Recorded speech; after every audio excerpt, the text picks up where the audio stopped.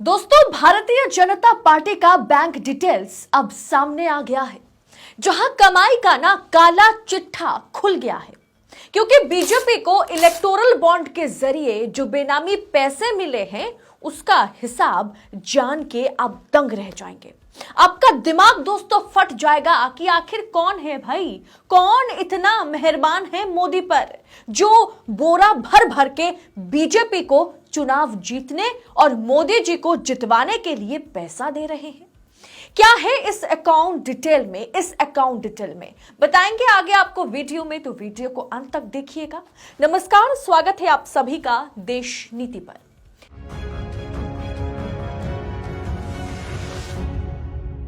देश नीति, केवल सच्ची और पक्की खबरें। लोकसभा चुनाव को अब मुश्किल से 2 से 3 महीने बचे हैं। मैदान में मोदी और इंडिया गठबंधन आमने सामने है। उससे पहले जो खबर आई है वो भारतीय जनता पार्टी और उद्योगपतियों के बीच में जो रिश्ते हैं उसे उजागर कर दिया है। चुनावी चंदे ने, बेनामी पैसों ने बीजेपी की जमकर झोली भरी है और इसका खुलासा इस अकाउंट डिटेल में हुआ है। भाजपा को 2022-23 में मिलने वाला इलेक्टोरल बॉन्ड मतलब बेनामी पैसे 25% बढ़कर के लगभग 2361 करोड़ रुपए हो गया है। इसका मतलब कि पार्टी को पिछले साल के मुकाबले में 444 करोड़ ज्यादा इस बार मिले। पार्टी का खर्च भी जो है वो 59% बढ़कर 1361 करोड़ रुपए हो गया है। पिछले साल यह खर्चा 854 करोड़ रुपए था, अब लगभग वो डबल हो गया है। चुनाव आयोग की ओर से सार्वजनिक की गई भाजपा की 2022-23 की वार्षिक ऑडिट रिपोर्ट के अनुसार पार्टी को चुनावी बॉन्ड्स के जरिए 1294 करीब 1300 करोड़ रुपए मिले, जो कि पिछले साल के मुकाबले में 1000 करोड़ रुपए ज्यादा है, 25% ज्यादा है। आम पब्लिक से, कंपनियों से, चुनावी ट्रस्ट से यह पैसा आया है। ये तो फिर भी दोस्तों बेनामी पैसों को इलेक्टोरल बॉन्ड नाम देने की कोशिश की गई ताकि ब्लैक मनी जो है उसे व्हाइट मनी में कन्वर्ट किया जा सके। इस पर रविश कुमार ने सवाल पूछा कि बॉन्ड का जाल कौन दे रहा है इतना पैसा? चुनाव का चंदा 1294 करोड़ आया तो खर्चा कितना हुआ, कोई हिसाब मिल सकता है क्या? 6564 करोड़ चंदे से मिले हैं। काश कंपनियों के नाम मालूम होते। लेकिन ये तो ऊपर ऊपर का हिसाब है दोस्तों, अंदर की कहानी कुछ और है और गंभीर है। किसी भी राज्य या फिर लोकसभा के चुनाव में कैसे पानी की तरह पैसे बहाए जाते हैं यह हर कोई जानता है। अब इसे लेकर के चौंकाने वाली रिपोर्ट यह है जिसमें बताया गया कि पिछले लोकसभा चुनाव में 2019 में करीब करीब 8 अरब डॉलर यानी 55,000 करोड़ रुपए खर्च किया गया था, जिसके बाद इस चुनाव ने यानी 2019 का जो चुनाव था उसमें बीजेपी ने वर्ल्ड रिकॉर्ड बनाया था कि पहली बार किसी देश की किसी पार्टी ने इस तरह से चुनाव के लिए खर्च किया है, जिसके चलते बीजेपी ने वर्ल्ड रिकॉर्ड 2019 में बनाया था, जिसे अभी तक दोस्तों कोई नहीं तोड़ पाया अनटिल अनलेस कि मोदी जी खुद इसे 2024 में तोड़ दे। दोस्तों, चुनाव में बड़े स्तर पर विज्ञापन, सोशल मीडिया कैंपेन, जमकर पैसा खर्च किए जाते हैं और किस तरह से पैसे लुटाए जाते हैं विधायकों को खरीदने के लिए, आम जनता के लिए, वो तो अलग बात है। इसमें सबसे ऊपर हमेशा बीजेपी रहती है।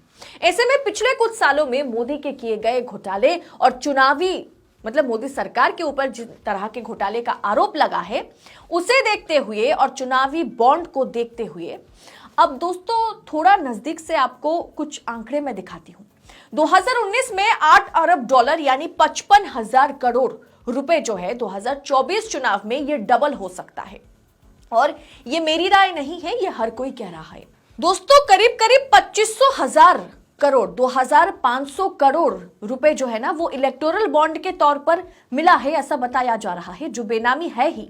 ऊपर से दोस्तों 50-60 हजार करोड़ रुपए का खर्च चुनाव में होता है। एटलीस्ट 2019 लोकसभा चुनाव में भाजपा ने 55,000 करोड़ का खर्चा किया था। 2024 में महंगाई बढ़ी, सामानों का दाम बढ़े, ऐसे में ये जो है ये कहीं ना कहीं 90,000 करोड़ तक पहुंच सकता है, 1 लाख करोड़ तक पहुंच सकता है।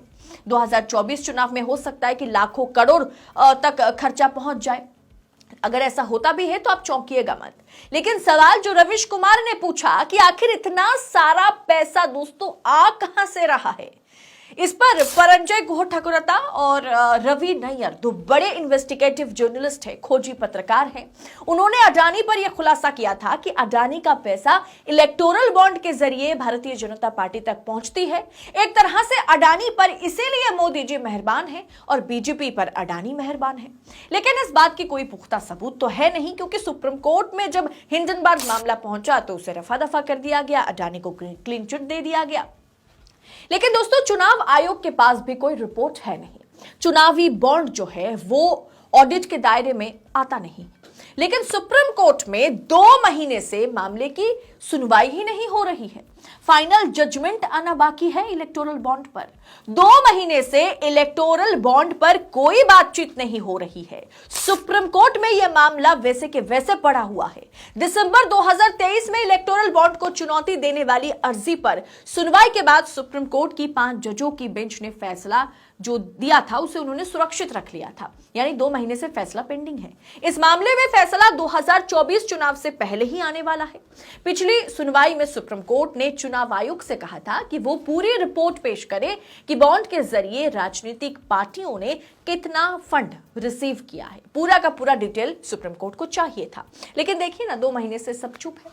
कोर्ट ने चुनाव आयोग के प्रति इस बात को लेकर के नाराजगी भी जताई थी कि उसके पास अभी इस बारे में कोई डेटा है ही नहीं। सुप्रीम कोर्ट ने केंद्र सरकार के सामने कई सवाल उठाए थे।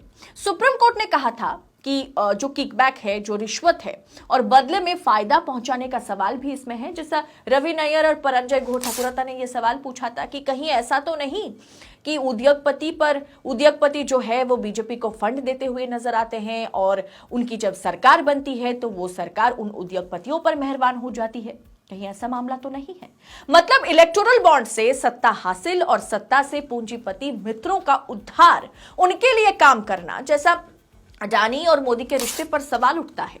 इस पर एक बड़ा फैसला आना बाकी है। लेकिन सुप्रीम कोर्ट ने अपने अंतिम फैसले को सुरक्षित रख लिया है। चुनाव आयोग का सुप्रीम कोर्ट के पास जवाब देना अभी भी बाकी है। 2 महीने से फैसला जो है, फाइनल जजमेंट जो है वो पेंडिंग रखा गया है। क्यों रखा गया है? क्या वाकई 2024 चुनाव से पहले इलेक्टोरल बॉन्ड पर फैसला आएगा भी, या ऐसे ही 2024 चुनाव निकल जाएगा और नरेंद्र मोदी की जो पार्टी है, जो भारतीय जनता पार्टी है, उसे बेनामी पैसों से एकदम भरमार कर दिया जाएगा।